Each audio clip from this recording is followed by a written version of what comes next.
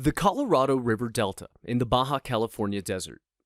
For decades, waterless has been its defining characteristic, until a groundbreaking agreement between the U.S. and Mexico was signed in 2012, allowing water to flow, in parts, back into the delta.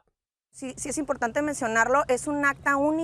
important to mention that this accord is unique in the world in which two countries, the United States and Mexico, decide to transfer volumes of water from one country to the other exclusively for the benefit of the environment.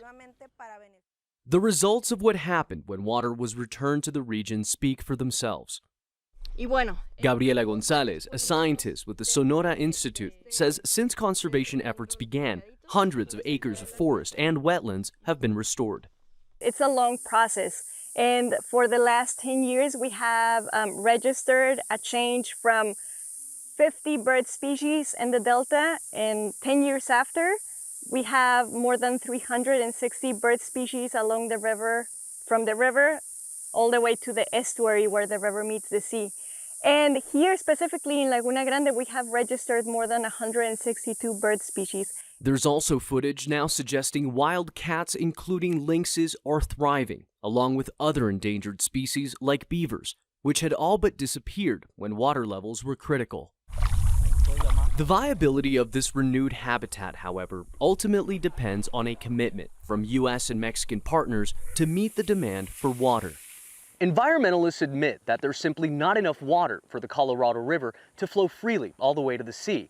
But restoration projects like planting trees and maintaining wetlands like this one are delivering positive results for the region's ecosystems. The reason why the delta dried up dates back to another agreement signed in 1944. Back then, the U.S. and Mexico established exactly how much water each country would receive from the river and for what purpose, not leaving a drop for the environment. Gabriela says that while it was public policy that led to the loss of a flowing river, it can also be public policy that brings it back to life.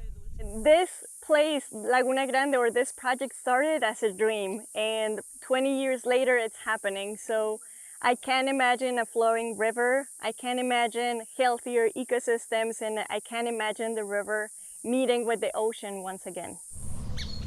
From May to October of this year, more than 43 billion cubic meters of water will flow into the Colorado Delta, ensuring, at least for now, the continued health of this natural environment.